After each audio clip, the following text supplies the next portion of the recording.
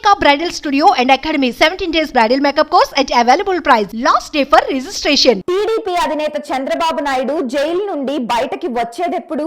లాయర్లు ఎందుకు 17A పట్టుకొని కేసును సాగదీస్తున్నారు? బెయిల్ అడగవచ్చు కదా? ఇవే ప్రశ్నలు తెలుగుదేశం పార్టీ కార్యకర్తల మదిలో మెదులుతున్న ప్రశ్నలు. ఒకవేళ 17Aలో రిలీఫ్ దొరికితే కేసు అయిపోయినట్లేనా?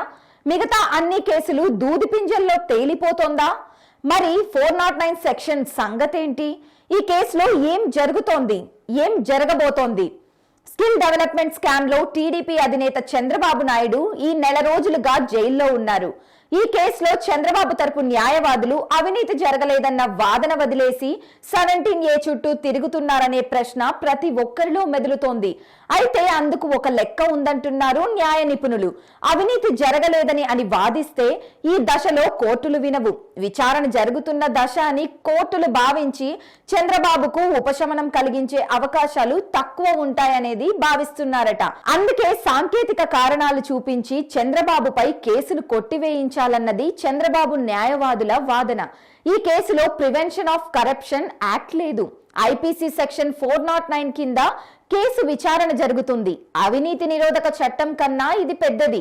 ఈ సెక్షన్ కింద 10 ఏళ్లు లేదా జీవిత ఖైదు కూడా విధించవచ్చు. అందువల్ల ఐపీసీ కేసు కంటిన్యూ అవుతుంది కనుక క్వాష్ పిటిషన్ ను పూర్తిగా అనుమతించినట్లు కాదని న్యాయ నిపుణులు చెబుతున్నమాట. విచారణ అనంతరం చంద్రబాబు నాయుడు పైన పెట్టిన కేసులో సెక్షన్ 17A వర్తిస్తుందని సుప్రీంకోర్టు తీర్పు చెప్పినా ఆయనకు ఈ కేసు నుంచి పూర్తి రిలీఫ్ లభించినట్లు కాదంటున్నారు. అవినీతి నిరోధక చట్టం కింద పెట్టిన కేసు వరకు చెల్లదు. ఈ విషయంలో గవర్నర్ అనుమతి తీసుకునే ముందుకు వెళ్ళాలి. కానీ ఐపీసీ కింద కేసు విచారణ కొనసాగుతోంది. అప్పుడు చంద్రబాబు నాయుడు బెయిల్ అడిగితే సుప్రీం కోర్టు ట్రయల్ కోర్టుకు వెళ్లమని సూచిస్తోంది. దీంతో మళ్లీ దిగువ కోర్టుకి రావాల్సి ఉంటుంది. ఈ సమయంలో బెయిల్ వచ్చినా రాకపోయినా సుప్రీం కోర్టు దాకా వెళ్ళక తప్పదు. కింది కోర్టులో బెయిల్ వస్తే రాష్ట్ర ప్రభుత్వం పై కోర్టులో అప్పీల్ చేస్తుంది. బెయిల్ ఇవ్వకపోతే చంద్రబాబు పై కోర్టుకు వెళ్తారు. ఈ కేసు ఎటు నుంచి ఎటు తిరిగినా చంద్రబాబుకు ఫైనల్ గా సుప్రీం కోర్టులోనే రిలీఫ్ దొరకాలి. అందువల్ల ఈ కేసు అంత త్వరగా తేలే సూచనలు కనిపించడం లేదు. సుప్రీం కోర్టులో చంద్రబాబుకు పార్ట్ రిలీఫ్ దొరికినా మళ్ళీ కింది కోర్టు నుంచి హైకోర్టుకు, అక్కడ నుండి సుప్రీం కోర్టుకు వెళ్ళాలి.